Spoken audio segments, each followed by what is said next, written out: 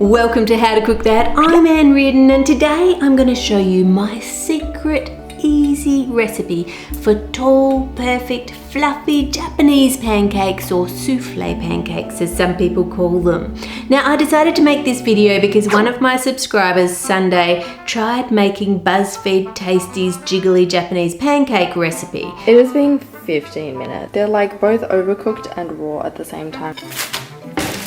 So for my second attempt, I decided to turn the heat up so it wasn't as raw. Look at that. Is it black? I can't see the bottom.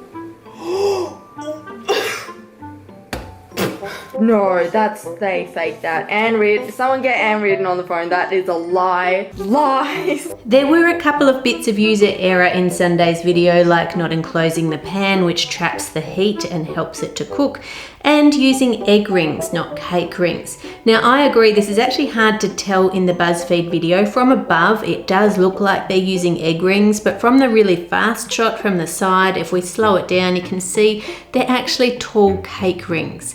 But even if you get that right, we can watch Rach Loves Life's attempt at the same recipe, and after 10 minutes... Maybe my stove is different than Tasty's, but that to me is not done. Then she waits another 3 minutes. Oh no!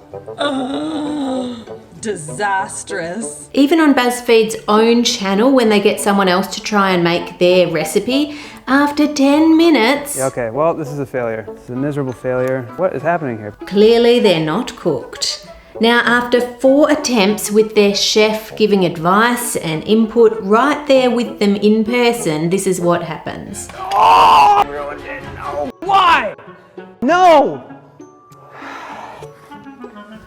Now, clearly at some point you have to say there's something wrong with this recipe.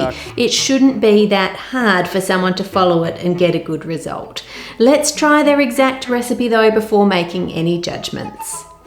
Now, I don't actually have small cake ring molds. A chef store would have them, but here, as I make this today in Melbourne, we're in stage 4 lockdown again, which means all the shops are shut except for the chemist and the food stores, and of course toilet paper supplies are running low. Why? Why do people need more toilet paper in lockdown? I don't get that. Anyway, thinking laterally, the only metal tins I could find that didn't have corrugations on the side were salmon or drink cans. The drink cans are too small, and that one's too small. This one's 10 centimeters. They wanted 9, that's as close as I can get. Take the lid off and wash it out. Now, unfortunately, the base doesn't have that folded edge for the can opener to grip on, so this is not going to be as easy to get the other end off as I hoped. Done. Easy. I had a small cake tin as well that I chopped the bottom off using a can opener, which ruins the cake tin, but anyway, gives us another way of trying. In one bowl we've got 4 egg whites, and in the other we've got 2 egg yolks, and we're adding to that the sugar and the milk and the pancake mix, just like they said in the Buzzfeed Tasty recipes in their exact quantities. Whisk that together, and then we're going to whisk the egg whites with electric beaters until we have nice stiff peaks. Tip that in and fold them together. I laughed when Sunday said in her video, This looks like someone ate a cloud and then threw up. Ew. It definitely does look like that. Now, if you keep folding, you can get a smoother batter, but the more you fold it, the runnier it's going to get. And I'll show you a better way to do this that makes it easier to incorporate the two later. Put the rings into the pan and grease them. Now, the Tasty recipe says grease 2 metal cake ring molds. We've done that. Set them in the middle of the pan over the lowest heat possible. Now, on my stove, that is heat 1. It says to fill them to about 3/4 full, cover the pan and cook for 10 minutes. Now, after 10 minutes, like everyone else, this is so liquidy. There's no way I could flip that. It would just tip out everywhere. Just that little jiggle that I did made this batter come out all around the bottom. So that's definitely not cooked. Let's leave it for longer. Okay, so now it's been 25 minutes, which is a very long time to cook a pancake. And finally it's risen a bit and seems a bit firmer. I'm just going to clean up the pan around the edge where it spilt before and then try and flip this. Lift it up on my spatula and grab my tongs and it wasn't firm enough to flip. I'm gonna scrape that one out and chuck it and leave the other one to cook for longer. Okay, so I left that one for 30 minutes and then I put baking paper on top to see if I could flip it more easily without it spilling. It still did spill, and then I pulled the baking paper out so I could get rid of that extra batter, or most of it. And as you can see, it's getting over browned on the bottom, so we couldn't have left it any longer. So how did Tasty flip it in their original video without it spilling? Let's watch that again frame by frame. Did you see what I saw? Yep, it was already cooked on both sides when they flipped it. Let's just keep going. Okay, so it had 15 minutes on the other side, which they said to leave it for 5, but I'm assuming we need longer.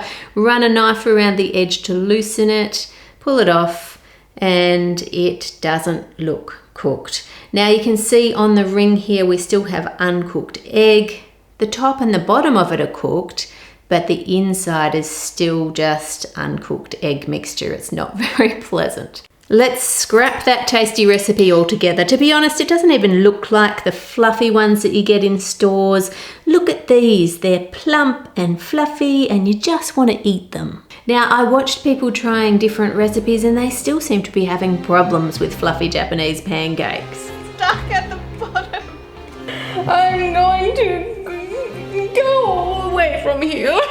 Do I just abort the mission, or do I just make the pancakes at this point and accept that they're not going to be good? We don't really need to wait. I can already tell that I failed. Why is this not working? Why are you like this? This is a total fail. I don't have words.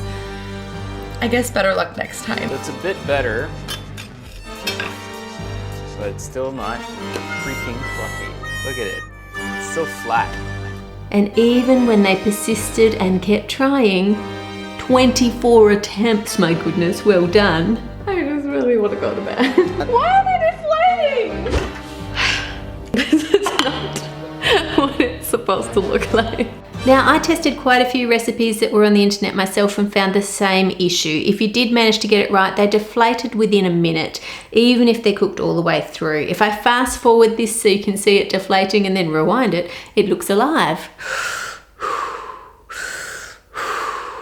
That's not the case here with these ones. You can see he's chopping fruit, he's taking his time, and they're staying fluffy. I mean, they deflated a little bit, but not much at all. So then I rewatched the videos of the shops making them and noticed that after adding the sugar to the egg whites, they're adding a scoop of powder. See that? And on this video, We add a little bit of stabilizer. so they're adding a stabilizer of some sort. Now, I tried using cream of tartar and it makes the mixture a lot more stable, and the pancakes are pretty stable too, but the flavour was a bit too acidic and unpleasant.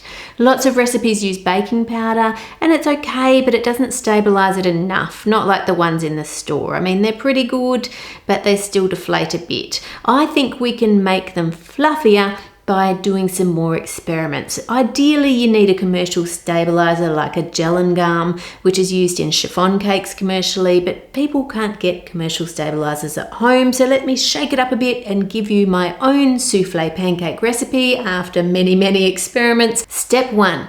Turn on your oven to 180 degrees centigrade or 350 degrees F and chuck an empty baking tray in there to heat up. Now you'll need 2 egg yolks, some milk and some flour, and then whisk them together. And all these recipe quantities are on my howtocookthat.net website for you, and there's a link to that below in the description. Put some muscle into it, keep mixing until it's smooth, and then leave that. And in this bowl we've got the egg whites, add in the sugar, and now for the magic secret ingredient. I've got 1 tablespoon of egg white powder. Now the egg white powder is adding extra protein, so a bit more structure, without adding any more water. Now you can buy egg white powder from most bodybuilding stores and health food type stores, or if you're in lockdown, you can get it online. Now here's a key thing: you need to keep whipping your egg whites until you have stiff peaks. This takes 3 to 4 or even 5 minutes, so keep whipping it. Having the sugar in with the egg whites gives us a nice silky smooth meringue so that it's easier to fold in than if you just whip the egg whites on their own like they did in the tasty recipe.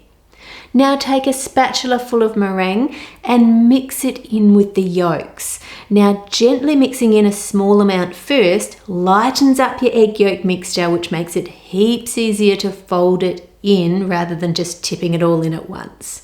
Pour that runny mixture into the whites and fold them together. Now this is another place lots of people who haven't baked before might struggle, but you want to scoop down to the bottom and fold it over. This is not stirring, and you'll need to use a rubber spatula for best results. So scoop down and fold it over. The more you fold it, the more you mix it, the runnier it will get, and we don't want it to be runny. We also don't want streaks of yellow through it, so just fold a little bit more, making sure it's evenly combined. That will do it. Grab the hot tray out of the oven, add a sheet of non-stick baking paper and spray with cooking oil. Now add ice cream scoopfuls of mixture. This mixture will make enough to make 3, but you don't need to scoop it all on at once, just 1 good scoop for each one. Then chuck them into the oven and turn it down to 160 degrees C or 320 F. After 2.5 minutes, open up the oven and add another scoop on top of each one. You can take the tray out and do it out of the oven if that's easier for you. Cooking these in the oven is more similar to how they're baked in the store.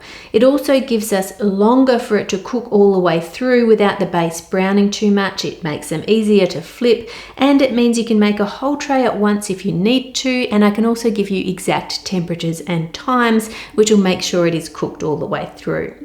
After 7 minutes, you flip them over and then just give them another 4 minutes in the oven and then serve them up. Look at that. They are stable enough to hold their shape while you add some fruit and some cream and even take a few photos. Now let me show you what they look like inside. Look at that, you can see they're fluffy, they have those small air bubbles all the way through, and they're cooked, they're not raw, they have the perfect texture.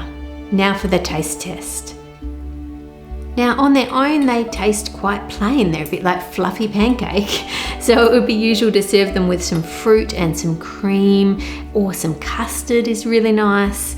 I think using my recipe you can make fluffy Japanese pancakes. If you've never folded egg whites before, you might need 2 goes to get that step perfect, but I think you can do this. With thanks to my patrons for your support every month, here is a list of legends, and there are even more patrons in the other tiers. They allow me to spend time debunking and developing recipes like this one. If you enjoyed this episode, let the algorithm know by liking the video, sharing, commenting, or watching other ones of my videos. Make it a great week by being kind to others, and I'll see you on Friday.